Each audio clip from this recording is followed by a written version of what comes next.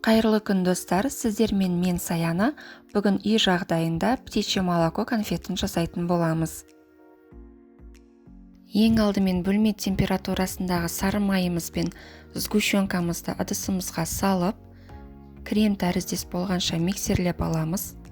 Екеуі де бөлме температурасында жылы болуы керек. Дайын кремімізді осылай ыдысымен бөлек қоя тұрамыз. Енді сотейнигімізге суымызды және агар-агарымызды салып, орташа отқа қоямыз. Массамыз қоюланғанша отта ұстаймыз. Агарымыз іске қосылып қоюланады. Қоюланғаннан кейін оттан алып шекеріміз бен глюкоза шәрбатын қосамыз. Барлығын араластырып, қайтадан орташа отқа қоятын боламыз. Сиропымызды қайнату керек. Араластырып отыруды ұмытпаңыздар. Сироп қайнаған бетте астын жай қоямыз және миксеріміздің ыдысына ақуызымызды салып, ақырын жылдамдықта миксерлейміз. Сиропымыз қайнай береді.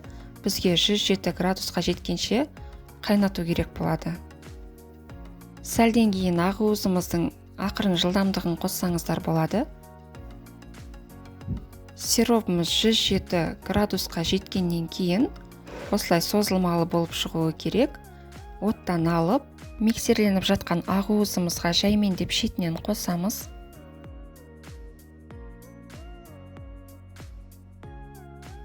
Сироптың барлығын қосып болғаннан кейін массамызды ең үлкен жылдамдыққа қойып, қоюланғанша миксерлеп аламыз.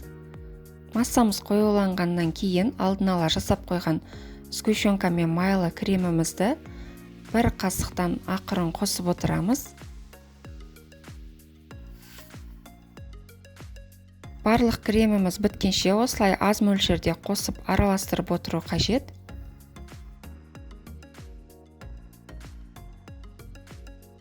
Кремімізді қосып болғаннан кейін толық араласқанша бір миксерлеп алып, миксерімізді өшіреміз.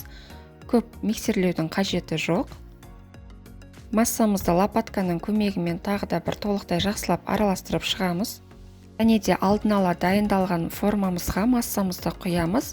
Бұл жерде тезірек жұмыс істеу керек болады, яғни формаға тезірек құю керек, себебі агар-агар өз жұмысын бастап кетеді.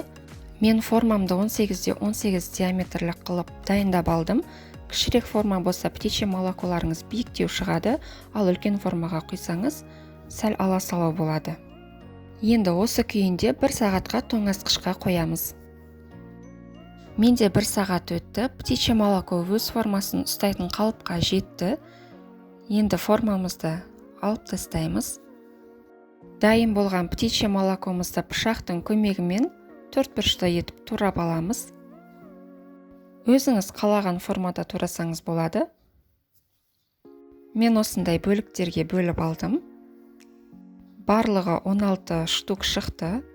Міне ортасын қарап көріңіздер, өте әдемі болып осылай шығады.